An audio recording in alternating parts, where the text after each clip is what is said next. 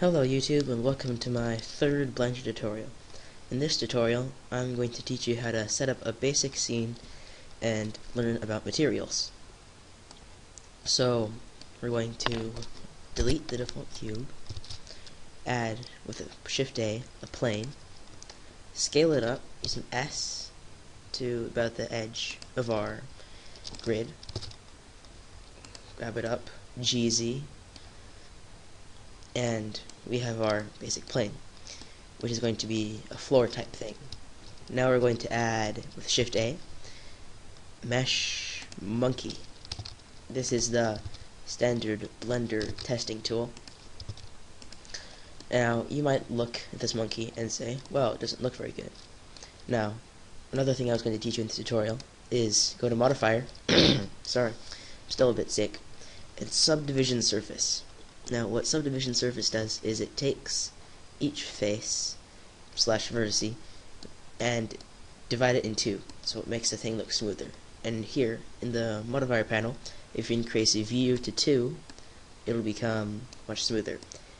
And be wary that you can't do this forever, and that if your computer isn't good, then it might not be able to handle it. So if I increase it to 3, I start lagging just a little bit, because I'm recording and doing this at the same time.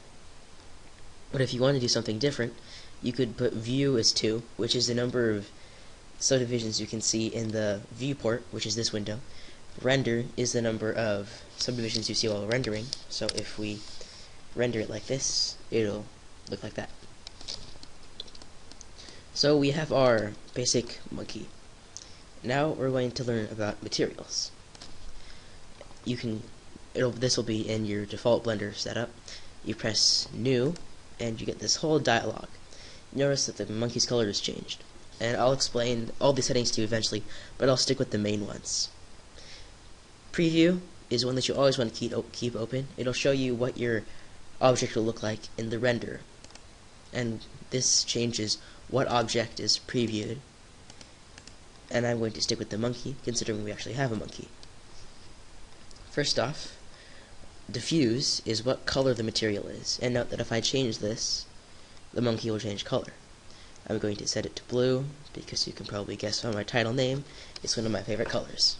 Intensity is how strong the color is. If we lower it, the color will be deeper. So I'll set it to 0.5.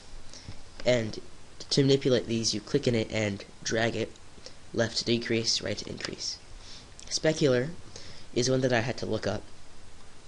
The word specular means has to do or pertaining to with like these reflections you can see, and if we turn that down you won't see any, as it'll be pretty blank. So I'll keep it at about 0.3.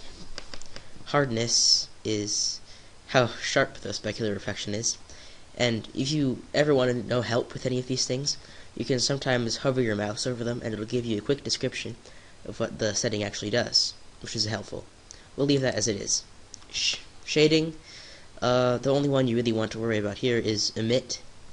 Emit will make your object seem like it's glowing. See, if you look here, the monkey is glowing, but we won't use that. Transparency, I'll get into later. Mirror is one that we'll be using. Mirror, as you can probably guess by the title, allows you to reflect light and other things like that. So in mirror, we'll set this to 0.2. Maybe a bit too much, 0.1. And if you ever want to take a quick preview of what your render would look like, you'll press Camera View by going to View Camera, or 0 on your numpad, and F12 to render it. And you may notice that it doesn't really look great because of all this shading stuff right here, but we can change that by making this light different. Now, I'm going to cover what I'm going to do here later, so I'm just going to cut until I get this light set up. So, be right back. Alright, I'm back. I added a light here, and I rotated it so it looks at the monkey. I'll explain to you that probably in the next tutorial, I don't know. So, if you look through our camera right now, and render with F12, sorry, I had to pull in my chair, the monkey looks better, and it's well lit. Now let's add a material to the plane. This will be very simple, and we won't need to change anything. we can actually just leave it like this. Now, this is the main part of the tutorial. I'm going to teach you about the world and lighting. Well, certain types of lighting. This is the world. The world is what shows up in the background right here. So if we test render, it'll look gray because our render setting is gray. And we can use these options to change what our world will look like. Paper sky just uses one color for the world, which we won't be using. Real sky, if you combine it with blend sky, I think. Yeah, if you combine it with blend sky, this color will be the outer. This color will be the inner, I think. I don't really know how to explain it because I don't use those very often. But we'll be using blend sky because it's a very nice looking sky. And let's try change this to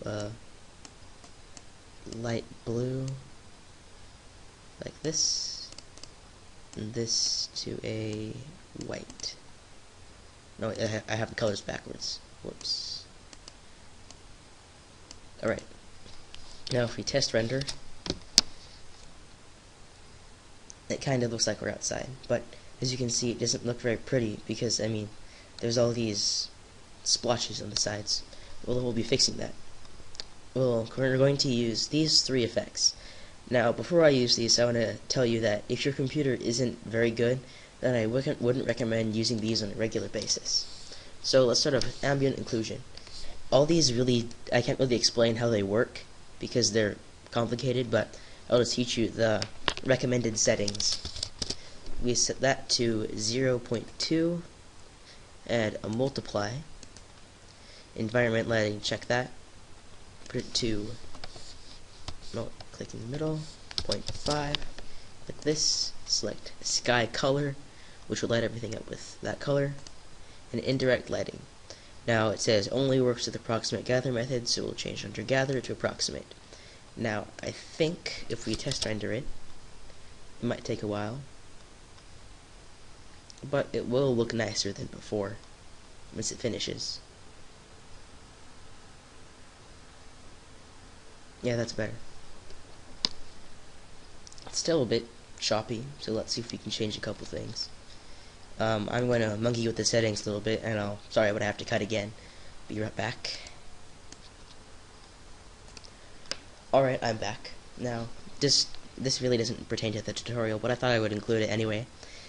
If we want to make sure that those jagged lines aren't there, we can go to anti-aliasing, I think that's how you pronounce it, and click 16 to make it really smooth.